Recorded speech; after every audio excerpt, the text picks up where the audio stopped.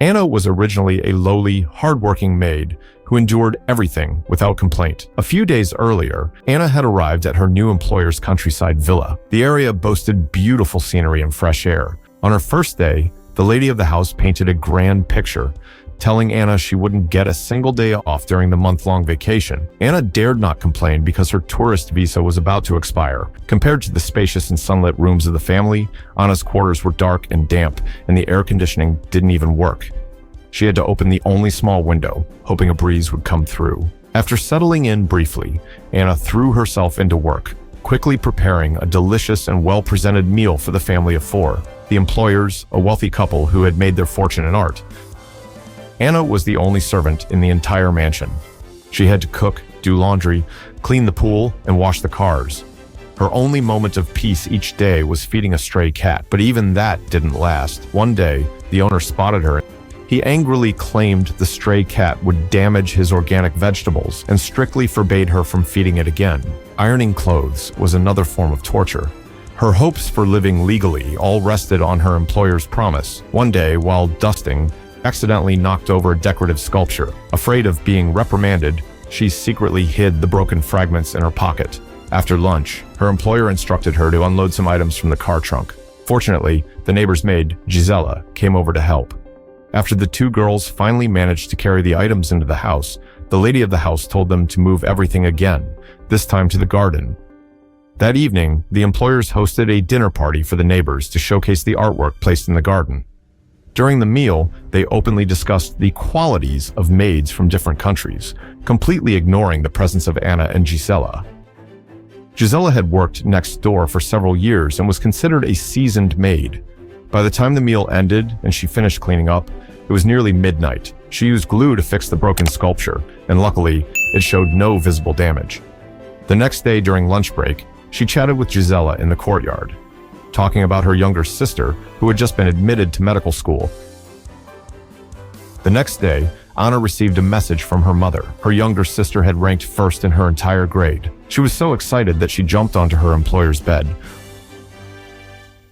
Anna accidentally discovered a half sheet of paper hidden beneath the computer. Before she could see what was written on it, he suddenly snatched it away. At the time, Anna didn't think much of it, assuming it was just an ordinary vocabulary card, unaware that this would be the lucky charm to change her fate. Anna worked 30 days a month. Every day, she cooked, cleaned the house, made the young master's bed, and endured his inappropriate flirtations. She had grown accustomed to such never-ending hardship, but what she didn't expect was that a small slip of paper would alter her miserable destiny. One day, as she was walking with a bowl of fruit, the young lady of the house offered to take a picture of her. After snapping a photo, she handed her phone to Anna and asked her to return the favor. While doing so, Anna accidentally locked the screen, and she casually blurted out that the password was 4 zeros. After lunch, Anna hesitated for a long time before approaching the female employer to ask about the promised visa support. The employer simply picked up her phone and began a call, treating Anna as though she were invisible. Left with no choice, Anna threw herself back into work, hoping her dedication would earn her some favor. Her only evening escape came from reading books around the villa. One day, she and Gisela admired the garden's sculptures together. Though they didn't know the sculpture's exact value, Anna knew from their tone that it was priceless. It was Anna's first time at the beach since arriving in the country. She met several of Gisela's female friends and, for the first time, signed up for a social media account, something she'd never used before. She used the photo taken by the young lady as her profile picture, carefully cropping out the maid uniform to conceal her identity. While browsing, a local influencer named Dennis caught her eye. Handsome, fit, and charming. She immediately followed him, making him her very first online connection. Boldly, she took a half-empty bottle of champagne from the fridge and drank a small sip. To avoid being discovered, she topped it off with tap water and shook the bottle to mix it evenly. Then she pulled out a fancy cake and began to indulge. Anna quickly shut the fridge and hid in the courtyard. Sure enough, the employers had returned early. Though she managed to avoid getting caught, the thrill left her feeling more alive than ever. The next day, the employer handed her a canister of powder and told her to poison the stray cat food with it. Anna discreetly scooped out a bit of the powder and dumped it. She even scattered some around the garden to maintain the illusion. Afterward, she began preparing lunch. The employers specifically requested fresh octopus for lunch, which required beating to ensure the meat was tender and springy. This meal exhausted all of Anna's energy, yet she dared not to complain. That night, as she was resting in bed, Gisela suddenly tapped on the window from outside. Gisela had stolen a fine bottle of wine from her employer's home and brought along a party dress for Anna, enthusiastically inviting her to join a party. She partied wildly with Gisela and a group of young men and women until 4 a.m. A sleepless night, combined with drinking too much, left her stomach feeling extremely unwell.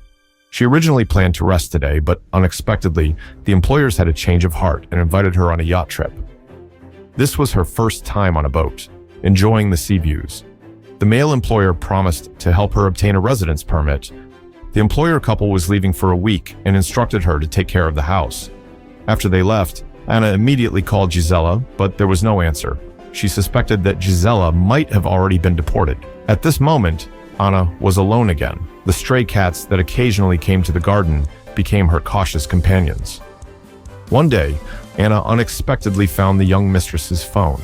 Instead of handing it over, Anna tried unlocking it. She opened the young mistress's social media account and found that the influencer named Denise was among her followers. On impulse, Anna sent a private message to Denise in the young mistress's name, inviting her to meet tonight at the villa. The maid had picked up the young lady's phone but kept it for herself, not only secretly browsing through her private photos, but also using the young mistress's identity to send an invitation to the male influencer. Anna prepared a lavish feast, but these young masters gathered and spoke without restraint, disrespecting women in their conversation. Anna pretended not to see or hear anything, having already built thick emotional armor. After all, the cost of the drinks for this meal was more than her monthly salary. The next day, she contentedly threw the young mistress's phone into a field, leaving no trace of suspicion. However, she didn't know that everything had been seen by the young master. Anna didn't expect the young master to issue a threat. He demanded that she serve everyone present just as she had the night before, or he would reveal everything she had done to his parents.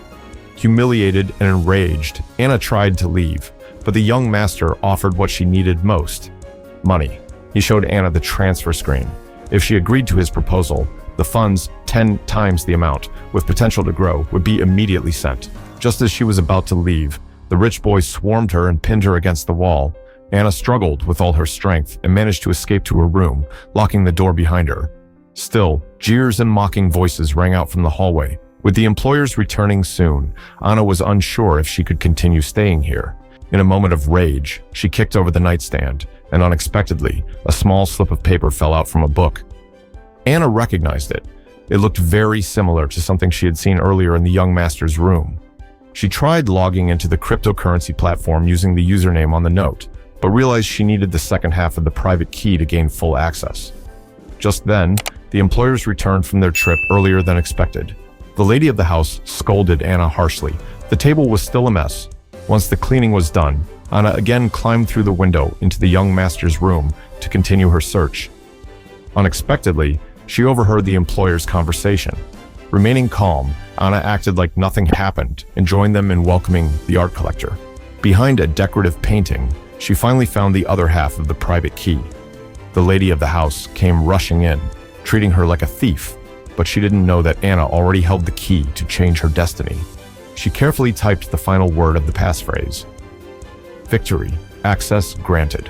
Anna successfully entered the young master's crypto wallet. She deleted the loan-related transactions and confirmed the changes. Opening the car window, she let the joyful breeze wash over her, blowing away years of poverty and shame, because she knew this was only the beginning of a future filled with endless wealth.